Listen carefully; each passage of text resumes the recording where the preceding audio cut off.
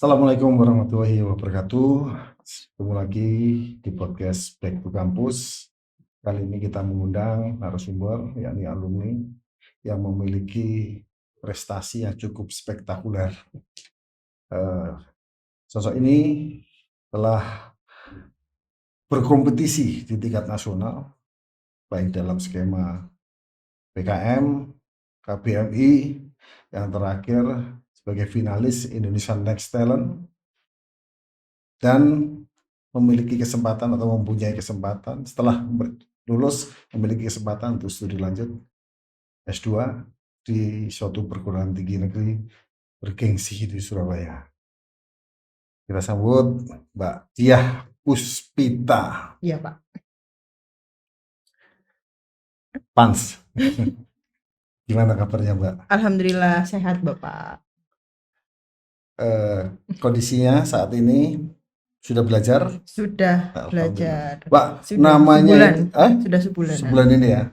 Namanya itu Diah Puspita IBSW. Apa sih itu? IBSW itu Indah Budi Sariwulan. Jadi nama lengkapnya Diah Puspita Indah Budi Sariwulan ST. Jangan lupa ST-nya, Pak. Oh iya, ya. Sarjana teknik. Ya, betul. Teknik Industri. teknik industri. Namanya panjang. Alhamdulillah. Sepanjang prestasinya. Alhamdulillah. Oke, Ya, Mbak Diah.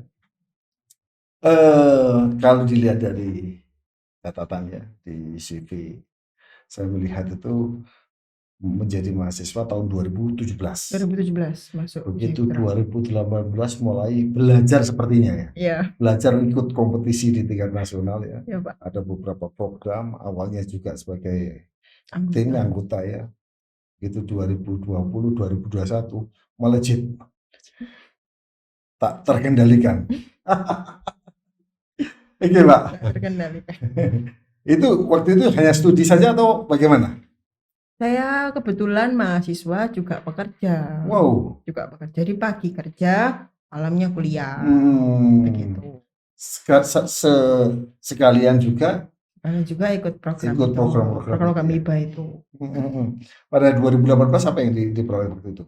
Proses belajarnya? 2018 itu kan waktu itu sebetulnya saya tidak mengerti apa-apa ya, Pak. Masih istilah Jawa bubuk bawang ngono ya. Jadi terus diajak teman. Sadar diri. Ya, sadar diri, Pak. Harus sadar diri itu, harus itu. Diajak teman, Mbak mau ndak ikut gini, tapi nanti resikonya itu bakalan kan kita ngumpulnya kan harus habis kuliah ya, Pak. Otomatis kan harus pulangnya harus malam. Jadi harus bisa ngasih pengertian, betul. Harus bisa ngasih pengertian. Oh, di Kalianak, Pak. Wow. Jadi ya pulangnya malam harus siap, terus ngasih pengertian ke orang tua juga biar memahami gitu. Terus ya pasti apa kan waktu programnya? Programnya waktu itu kompetisi bisnis mahasiswa Indonesia. Kebetulan saya waktu itu menjadi anggota di tim betul 2 Jari Pomit yang diketuai oleh Mas Fitroh. Ingat saya. Ya, itu. Satu produknya yang pernah dicoba oleh Wagub juga itu ya. Betul, Wakil Bupati Pak Emil Dardak itu. Wagub? Ya, Wagub. Iya, gubernur ya. Iya, gubernur, sorry. Itu, Pak. Ya itu 2018. 2018. Berikutnya 2019 saya vakum. Vakum kursi Ormawa tok. Jadi ini waktu itu 2019 itu jadi wakil ketua umum UKKI. Full setahun dan kebetulan kebetulan itu, Pak. Sakit. Jadi tidak bisa cedera ya? Iya, cedera. Selama 1 tahun vakum, tapi betul, Pak, begitu. Ya, terus dilanjutkan 2020. Ya, 2020 itu karena sebetulnya itu dendam dari 2019, Pak. 2019 kan nggak apa-ngapain ya, kayak merasa kayak ya Allah aku kok nggak produktif banget sih. 2019 vakum, nggak ngapa-ngapain, berat badan tambah nggak? Enggak, kan sakit, Pak. Terus sakit aja itu, Pak. 2020 baru melejit. Mulai lagi. Skimnya beda, sama? Beda skim. Ada yang sama tapi nambah. Jadi ini tetap ikut KBMI tapi beda. Nambah lagi ikut PKM, nambah lagi ikut berapa skema? Kalau yang 2020 itu 3, Pak. 3 jadi anggota. Jadi anggota 1 di tim PAP 2D, jadi leader 2 di tim PKM sama KBMI. Gak capek itu tuh. Begitu. Alhamdulillah Tidak, Pak. Tidak. Sempat ikut Expo ya, Sempat KPMI Expo. Expo itu kan seperti PIMNAS ya, Pak. Ya. Kalau PIMNAS kan outputnya dari PKM, PKM, kalau betul. Expo kan outputnya dari KPMI, betul. Di akhir sesi ikut Expo. Gimana waktu itu? Waktu itu Expo-nya kan karena masih pandemi ya, jadi online. Dan itu kalau misalnya di held offline itu di Podomoro University. Podomoro University. Ya. 2019 2020. 2018 enggak? 2018 itu ikut di IPB Bogor. Itu juga offline. Offline. Sorry, offline. No, offline itu, Pak. Kan belum pandemi itu. Waktu itu masih belajar tadi. Iya, belajar jadi anggota. Okay, yang baik dan benar. Terus yang 2020 offline. Online. Online, sorry. 2021? 2021 alhamdulillah offline di UB. Enggak, skemanya apa? Sama KPMI. Kalau skemanya waktu itu 2021 kebetulan enggak lolos di skema yang KBMI itu. Jadi saya maju yang PKM dan juga PHP 2D. Tetapi karena kita tim ya, Pak ya, tim semua tim, jadinya semua ikut membantu. Jadi yang sudah dulu pernah ikut di Expo itu wajib membantu adik-adiknya yang sekarang berperan di Expo. Sebagai mentor juga belajar jadi mentor. Iya, betul sekali. Kalau dulu belajar jadi anggota, sekarang karena berpengalaman jadi mentor. Dianggap senior gitu ya. Iya, betul sekali, Pak. Padahal ya sama aja sebetulnya. Ya, Mbak Tia, dalam aktivitas yang seperti itu ya, katanya tadi pagi kerja, ya, malam kuliah, juga menangani atau terlibat dalam satu program-program kreativitas mahasiswa. Kira-kira apa sih yang diperoleh di situ? Yang diperoleh sebetulnya yang paling saya pelajari itu adalah sisi leadership, Pak. Karena apa? Gini, ketika tahun 2020 saya menjadi mahasiswa juga, ya, terus pekerja juga. Saya juga leader di 2 tim. Itu saya itu orangnya kaku ya, Pak ya. Kaku. Jadi kalau misalnya maunya saya A, alasan saya ini harus itu. Nah, tapi itu nggak bisa dibawa ke tim. Apalagi ketika ada timnya yang mungkin punya pemikiran berbeda, punya wawasan yang berbeda, dari disiplin ilmu yang berbeda. Kita nggak bisa kaku sama prinsip A itu tadi. Otomatis kita harus apa ya? Istilahnya open minded, harus buka. Ya, betul, harus buka itu semua. Itu yang benar-benar saya highlight sampai dengan saat ini.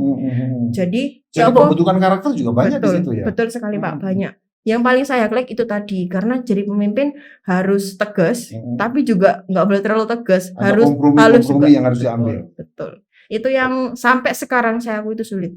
Dan itu mungkin tidak ditemukan atau tidak temui di bangku kuliah. Betul. Kalau misalnya kita duduk aja kan, mohon maaf ya, Pak, di dalam kelas ya, dengerin dosen, ya mungkin kita nggak punya keterampilan untuk itu. Gitu. Selain itu juga, kalau boleh sih, Pak, time management mungkin ya, dengan apa ya, dengan kondisi yang begitu padat, manajemen waktu yang betul, dan harus bisa memilih sama memilah prioritas. Kayak memang sih orang yang bilang kok jadi kok sibuk sih, kok pengen healing ya, apa enggak loh, kita harus benar-benar bisa milih prioritasnya tadi, dan kita harus bisa benar-benar milih healing yang tepat untuk saat ini apa. Jadi gak isok lah, kayak misalnya mau monef, pengen dipersiapkan, kita healing kemana gitu, ditinggal jauh kan ya nggak memungkinkan. Tanggung jawabnya kan nggak disesuaikan. Tanggung jawab itu ya. Sekali. Oke, Mbak. Ya, itu adalah satu pengalaman. Betul, pengalaman. Dan tidak semua orang atau mahasiswa ya akan mengambil sikap seperti itu. Ya, opportunity seperti itu. Artinya pemerintah akan memberikan ruang kreativitas bagi mahasiswa. Ternyata Mbak Tia mengambil porsi itu. Ya. Di luar porsi-porsi yang wajib, ya, ini kuliah. Ya, betul. Nah, dari situ ada nggak resistensi dari rekan-rekan yang lain?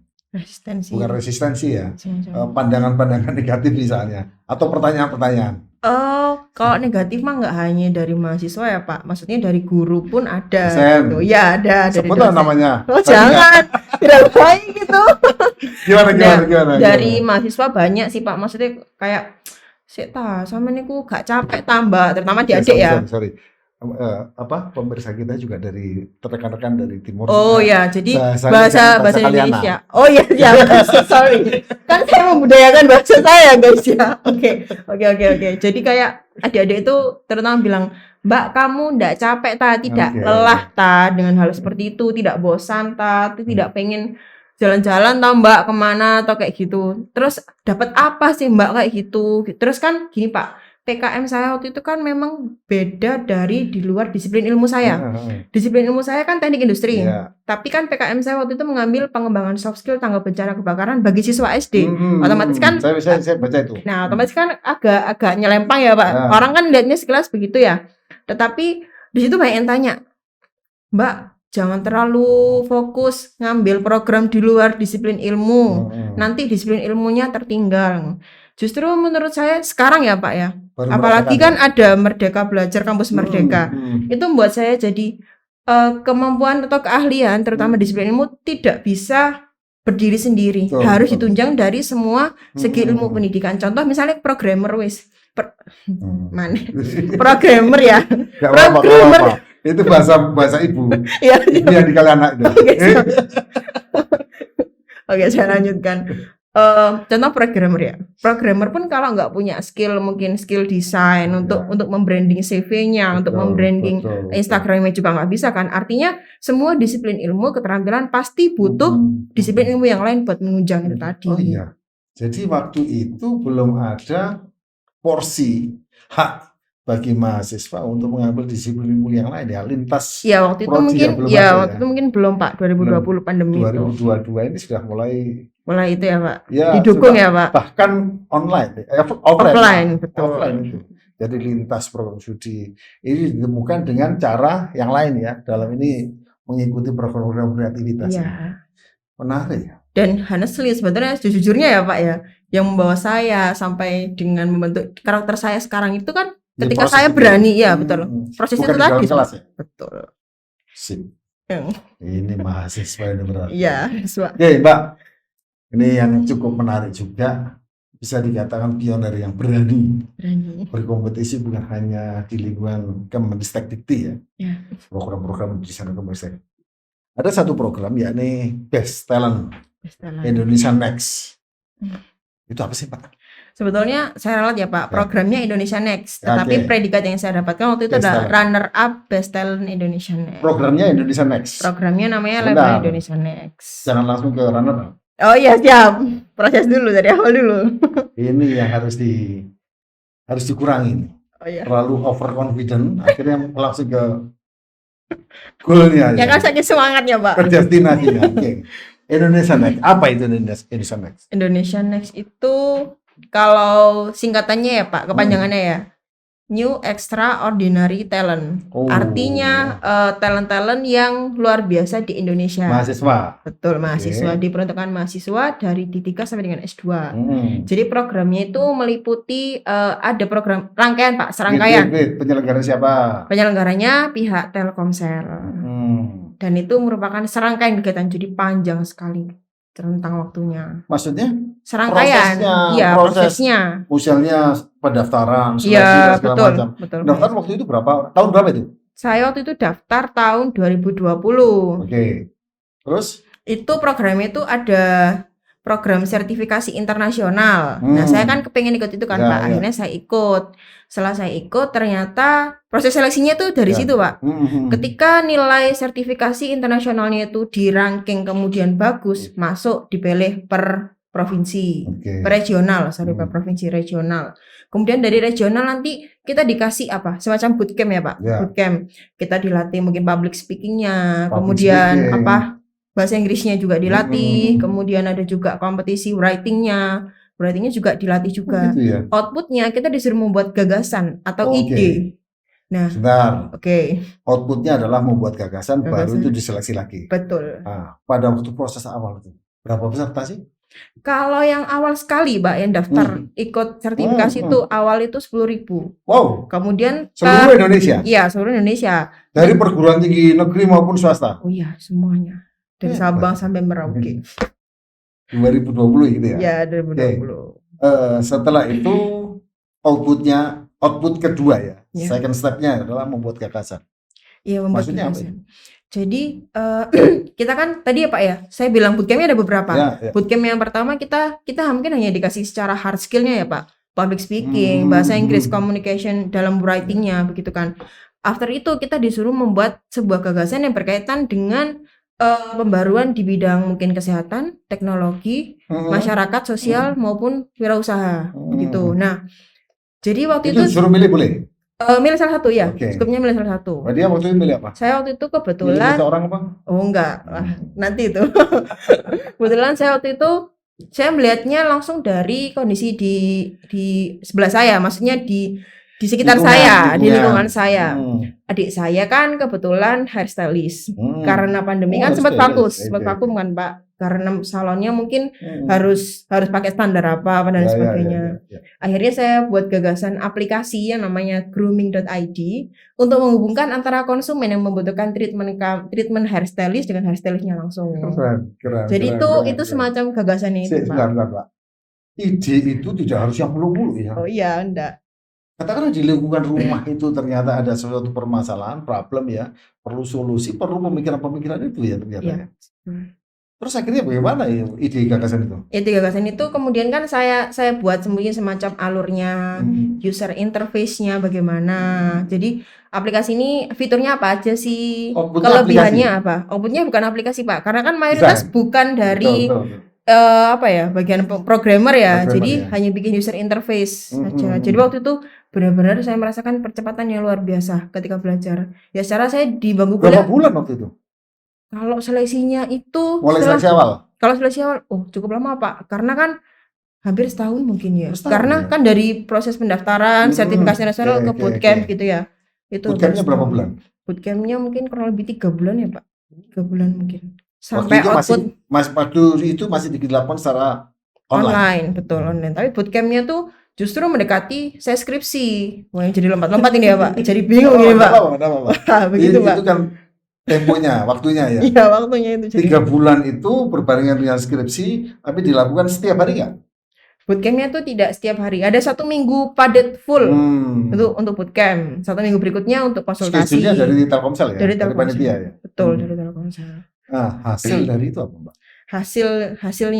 Hasilnya setelah membuat ide itu. Setelah membuat ide itu kan pastikan presentasi, terus dapat juara. Yang pasti untuk saya ya Pak ya, maksudnya menurut saya itu untuk saya ya Pak.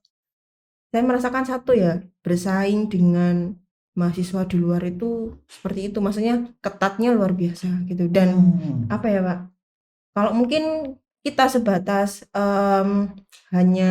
mungkin saya hanya berkompetisi ketika di dalam kelas, tidak seperti ini. Tapi begitu keluar, ada anak mungkin Universitas Gadjah Mada, ada anak ITS, ada Poltek APP, dan mereka terus terang kemampuannya, saya merasakan kemampuan mereka jauh lebih dibandingkan dengan saya. So pasti itu jadi bahan bakar saya buat belajar lebih. Ya. Jadi saya banyak belajar, selain saya banyak belajar, saya berkompetisi, saya juga dapat ilmu dari Telkomselnya tadi. Karena kan ada beberapa bootcamp, nggak hanya hard skill tapi juga soft skill. Ada mentor-mentornya masing-masing? Ada mentornya Pak. Jadi sebelum kita presentasi, dilihat sama pejabatnya Telkomsel itu, kita dibimbingan lah istilahnya, konsultan one by one gitu ya. Presentasinya kurang ini, kalau ngomong harus seperti ini. Itu setelah proses dari 10.000 berapa orang itu waktu ikut bootcamp itu? Sebentar, 10.000 ya. Sertifikasi lolos 2.000, diambil 130 saja. 130 masuk bootcamp. Masuk bootcamp. Berarti 130 besar lah katakanlah. Ya, terus bootcamp lagi lolos 39. 39 inilah bertarung di akhir Pak. Jadi panjang ya? Panjang Pak. Jadi kompetisi yang cukup melelahkan. Melelahkan. Itu juga masih pegang program kreativitas PKM. Pada waktu itu ya. PKM, Indonesia Next, skripsi, tambah satu lagi Pak. Apa? PHP 2D waktu itu di Sidoarjo. Sudah penderitaanmu. Mbak, dari 10.000, 2.130-an ya. Peserta. Itu sudah terlihat atmosfer kompetisinya di sana. 130 itu udah terlihat Pak. Udah terlihat. Saya justru awal itu ini bisa masuk ke tahap berikutnya apa enggak gitu. Kira-kira 130 berapa bulan sih? Sama Pak, hampir sama masa bootcampnya tuh. Kalau bootcamp yang ini enggak 3 bulan sih. Sorry, 3 bulan itu total dari 30 sampai 39. Setengah semester itu Bu, sama seperti kuliah kan? Iya. Iya, betul sekali. Paling itu bootcampnya sekitar 2 bulanan lah. 2 bulanan ya. Cukup menarik itu. Iya Pak, betul. Nah, dari 135 akhirnya lolos 39. Betul. 39 itulah yang kemudian dibimbing lagi, dikasih pengetahuan kalau teknologi pengembangannya ke sini, kalau kesehatan pengembangannya kemana, Tapi kalau idenya sosial tetap yang tadi ya? tetap. Jadi kayak lebih dioncek mana, dikupas Lagi ya? dikupas lebih tuntas lagi begitu.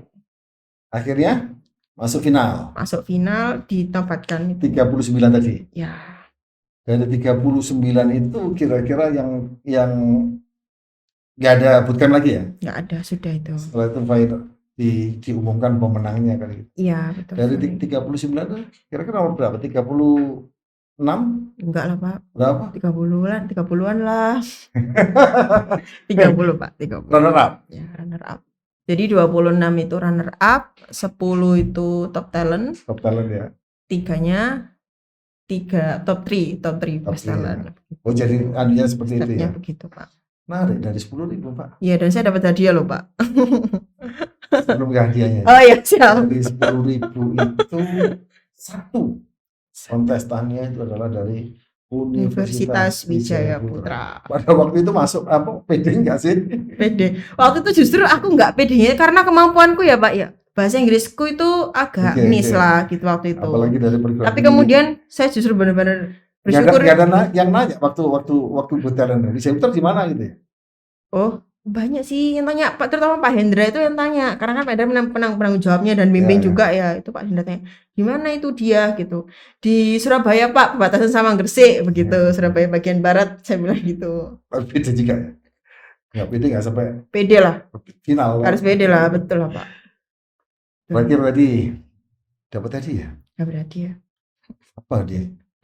Hadiahnya itu berupa 1, dana pendidikan. Yang kedua berupa penunjangnya berupa alat hardware dari pihak Telkomsel. Apa itu? Wifi sama routernya. Sampai sekarang dipakai? Oh iya dong. Sekarang dipakai. Hadiahnya mau berapa sih itu? Dana pendidikannya 18 juta.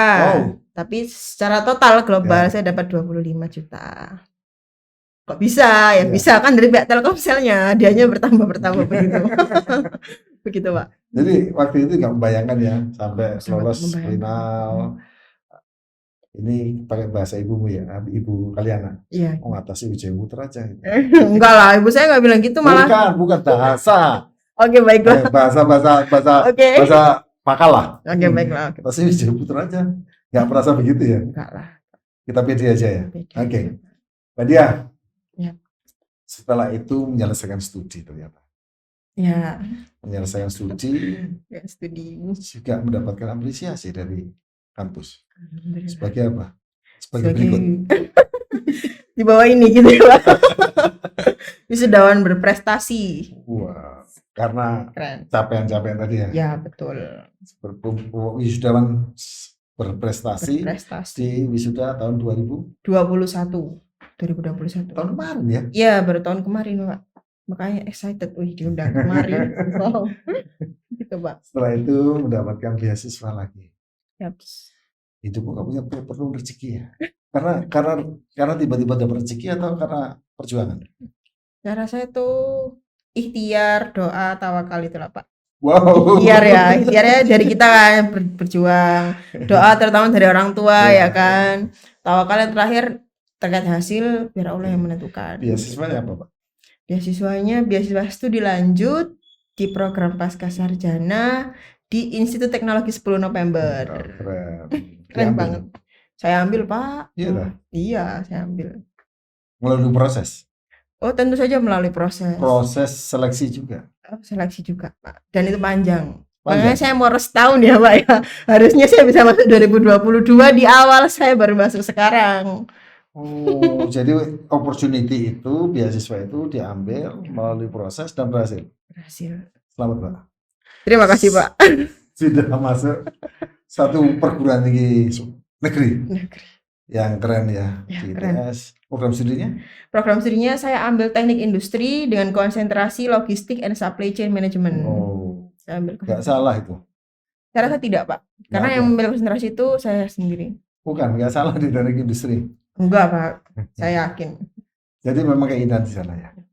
Tapi sebelumnya kan nggak punya mimpi ke sana. Kalau sebelumnya itu cerita ya Pak ini ya berarti ya. Kalau sebelumnya itu ketika Indonesia Next dinobatkan seperti itu dapat dana pendidikan, saya udah berencana untuk kuliah di tempat lain.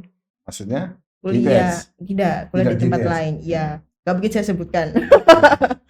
Terus dan apa ya, dana pendidikan itu saya pakai, saya tetap ngeplan, saya tetap kuliah sama kerja begitu. Tapi memang punya keinginan untuk studi lanjut ya. Punya keinginan untuk studi lanjut. Begitu ada opportunity yang kedua, langsung diambil. Iya, wis gak pakai berpikir, iya enggak, udah langsung ambil hasil. Iya, langsung ambil. Dan alhamdulillah berhasil. Alhamdulillah. Selamat, Mbak. Iya, siap. Terima kasih. Mudah-mudahan ini menjadi jalan untuk untuk peningkatan kualitas Mbak Diah sendiri, dan mudah-mudahan bermanfaat, dan ilmu itu sangat menarik sekali. Supply chain and logistik and supply chain management. Logistik itu adalah ilmu yang diperlukan sekarang. Sangat diperlukan dengan perkembangan teknologi, informasi, dengan perkembangan transaksi dan perputaran barang itu sangat-sangat menarik sekali. Sebetulnya nggak hanya barang sih Pak, tapi semuanya. Juga orang jasa, dan tidak hanya mungkin mikirnya di pengiriman saja, tapi ternyata tidak hanya itu. Gitu, ada yang luas. Untuk makanan, ada yang untuk apa gitu. Kira-kira targetnya kapan selesai? Tadi kan ada manajemen waktu, ada ikhtiar, ada time. Saya normal aja Pak, 2 tahun. 2 tahun Bismillah selesai. 2 tahun tak undang lagi di sini. Siap. Itu undangannya. Sorry. Beasiswa tadi itu dibiayai penuh gitu. Dibiayai penuh. Wow. 100%. Biaya studi lanjut S2 di ITS. Gitu Pak. Enggak pikir nanti beasiswa lagi S3. Belum Pak, terus terang. Harus dipikirkan. Doa mulai sekarang, selesai langsung S3. Insyaallah. Di ITS juga untuk mendalami logistik dan supply chain tadi. Baik Mbak Diah, sangat inspiratif. Dan mungkin ini adalah menurut saya alumni langkah di UIP. Cewek punya etos, punya motivasi yang sangat tinggi. Yang satu yang sulit untuk mencari sosok yang seperti ini, suka berkompetisi. Nah ini adalah salah satu soft skill yang sebetulnya itu bakat juga, bawaan, tapi itu bisa diasah ternyata. Betul, diasah. Kalau tidak, tapi diasahnya harus dikompetisikan. Betul. Dan dikompetisikan harus di luar. Iya. Nah, sudah berkompetisi di tingkat kementerian, ada Indonesia Next dan segala macam. Itu membentuk karakter-karakter dia, Puspita, Indah, Budi, dan lain-lain. Karena kepanjangan nanti. Kasihan pemirsa nanti ingin. Siap. Siap. Ini profil seperti ini, seperti Mbak Diah ini, saya akan menginspirasi mahasiswa-mahasiswa UIP.